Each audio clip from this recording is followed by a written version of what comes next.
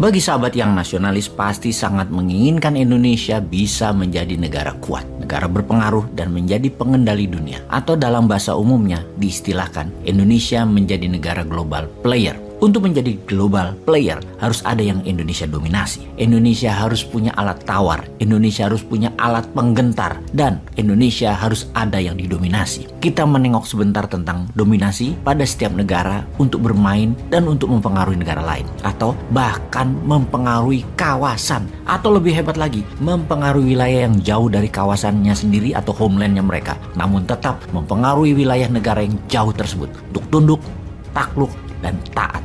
Dalam 7 kepemimpinan pemerintahan di Indonesia, Indonesia baru zaman Soekarno menjadi global player dengan Indonesia dinyatakan sebagai negara terkuat di selatan Katulistiwa. Namun sayang setelahnya Indonesia mengalami kemunduran perannya, walau terlihat ekonomi yang meningkat secara grafik. Dan sekarang jika ditotal penduduknya dikalikan pendapatan GDP per kapita Indonesia, Indonesia baru masuk negara 15 terkaya di dunia. Oleh karena itu Indonesia menjadi anggota G20. Namun itu lebih dikarenakan banyak penduduknya. GDP tumbuh karena asing masuk dan pertumbuhan asing di Indonesia tercatat sebagai pertumbuhan GDP. Tapi bukan langsung bermanfaat buat rakyat, yang untung hanya taipan, oligar, dan pejabat yang dekat dengan asing yang sesungguhnya diuntungkan. Kalau di anggota top 7 negara besar dunia atau negara anggota G7, negara kaya 7 besar dunia, jauh di atas Indonesia PDB-nya. Untuk itu, segera kita akan buktikan bahwa Indonesia pasti masuk 3 besar dalam 23 tahun ke depan. Kita kembali ke dominasi. Tiongkok mendominasi produksi produk manufaktur dan jaringan distribusi. Ada 80 pelabuhan dunia dikendalikan oleh Tiongkok. Yang akan kita bicarakan di sesi yang lain.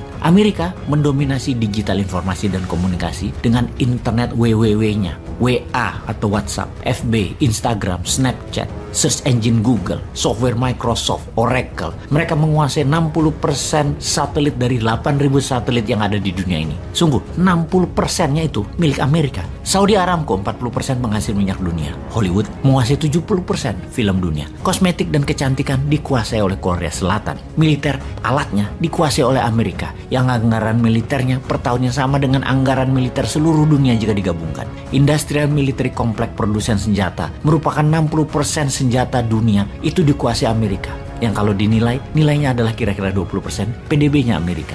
Intinya setiap negara yang ingin diperhitungkan, ditakuti, bahkan negara tersebut harus ada yang didominasi. Ini penekanannya. Kita tambah sedikit informasinya. Dolar merupakan 90% alat transaksi di dunia. Dunia asuransi dan perbankan, 60% adalah negara Eropa Barat yang menguasainya. Mineral tanah jarang, 90% Tiongkok yang menguasainya. Wall Street menguasai 60% uang beredar dalam bisnis. Dan harusnya Indonesia bisa menjadi pengendali dunia karena 40% barang distribusi dunia melewati wilayah maritim Indonesia. Bahkan 85% barang produksi Tiongkok melewati wilayah Indonesia. Juga 80% barang dari dan ke Australia pasti melewati laut Indonesia.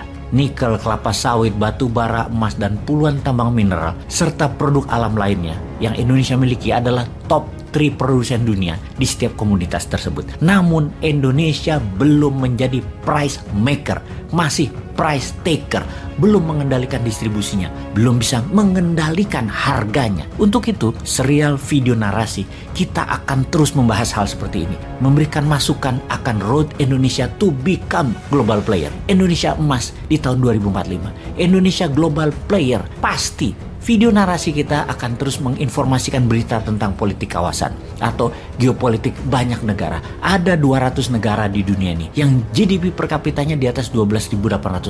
Yang disebut negara tersebut yang di atas 12.800 adalah negara makmur, negara kaya. Indonesia bahkan masih di bawah $5.000 per kapitanya. Masih dikatakan Indonesia itu negara berkembang, middle income country.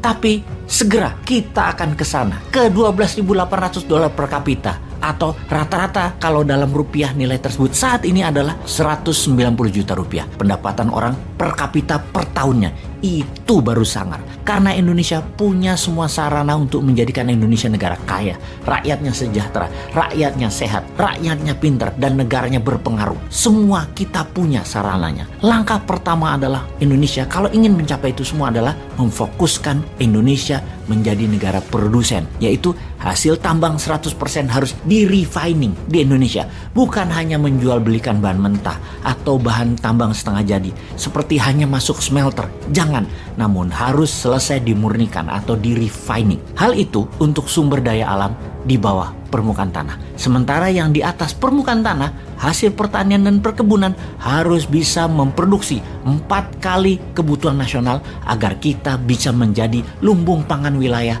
dan kawasan. Demikian juga perikanan, kapal nelayan, cold storage, sistem distribusi ikan segar, hingga pengalengan. Semua ini harus membuat Indonesia raja hasil laut dunia. Kalau kita detailkan, teknologinya 100% bisa dibuat di Indonesia. Kita ATP, jangan ATM. ATM adalah amati, tiru, modifikasi. Kelamaan, ATP aja. Apa itu? Amati, tiru, plak. Udah gitu aja. Lalu uangnya dari mana? Uangnya printing money. Sudah ribuan kali kita katakan, cetak uang berdasarkan produksi itu tidak akan inflasi, karena rumus inflasi adalah jumlah uang beredar lebih besar dari hasil barang yang diproduksi. Jadi kalau hasil barang sama atau lebih besar dari nilai uang beredar, tidak ada inflasi. Jepang buktinya sudah 40 tahun deflasi, padahal cetak uangnya berkali-kali dilakukan, namun produksinya memang besar. Komik manga aja itu nilainya 50 billion dolar, dan itu senimannya dimodali pakai printing money yennya Jepang. Tajir itu main komik aja. Indonesia